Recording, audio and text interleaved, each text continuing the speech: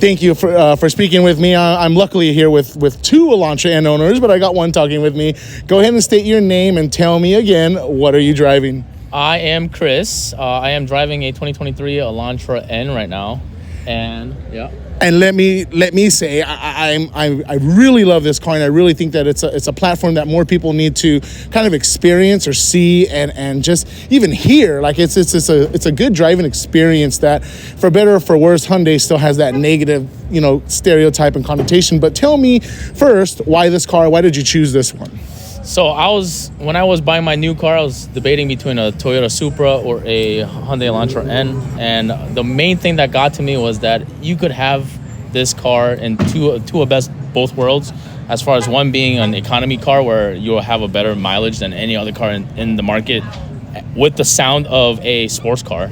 So all the pops and crackles that you hear on an Elantra N that you always hear in TikToks or Instagram Reels, that's pretty much what that is, all in one, and that's why I got it.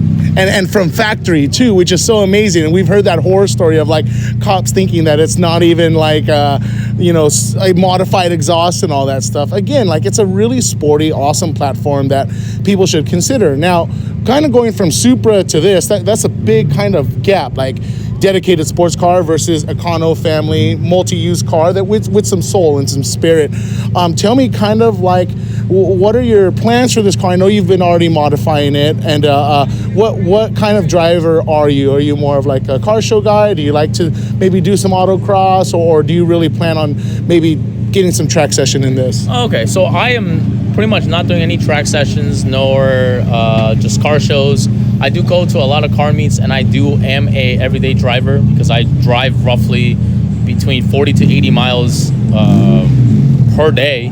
So this pretty much shows kind of like that reputation of the KDM cars out there as far as Elantra N's out in the highway, so everyone can see like, oh shoot, this is something that I've never seen before. Exactly. So I love that. Let alone the color. I love the color. Exactly, the best color, I feel. And so what are the modifications you have done? You don't have to get too specific, but what is it like going to improving some of the features of this car? Okay. So first off, I finished the super sequential valve for HKS on my blow-off valve. I've put in a cold air intake on from Tegeta, and also have put a turbo inlet from Tegeta. As far as stage 1 tune is what I've already gotten, but I will bring it up to at least stage 3. But I need to get another modification parts as far as like fuel pumps, spark plugs, intercoolers, and all that stuff until it's ready. So you really are going all in on it. And does the car respond pretty well to the modifications? Does the aftermarket, the fitment's perfect? Like, again, I want people to know, like, this is a good platform to start with. What's been that experience sourcing parts? What's the weight like? Things of that nature. Weight actually is pretty much similar to stock. Being that it's already turbocharged, you're just gonna be pretty much putting a little bit more horsepower to what it is until you can tune it yourself.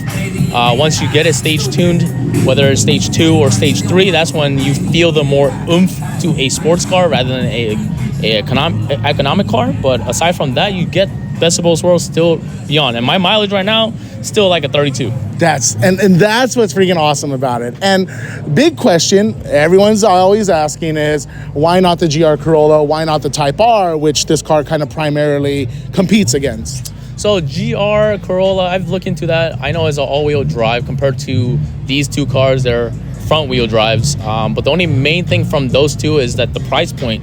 This comes MSRP at $34K to $36K, while the GR Corolla is around like $40K, $42K. The markups are ridiculous. And you don't really get much out of it, even though the JDMs are very popular. But KDM, they're soaring up now. Exactly. And again, guys, if you haven't seen this car in person, if you haven't heard it, if you haven't seen the reviews online, such a great deal. Couple more questions. I know with Hyundai and the dealership experience, what's that been like? What was it like with the purchasing? I know that kind of has a bad rep as well.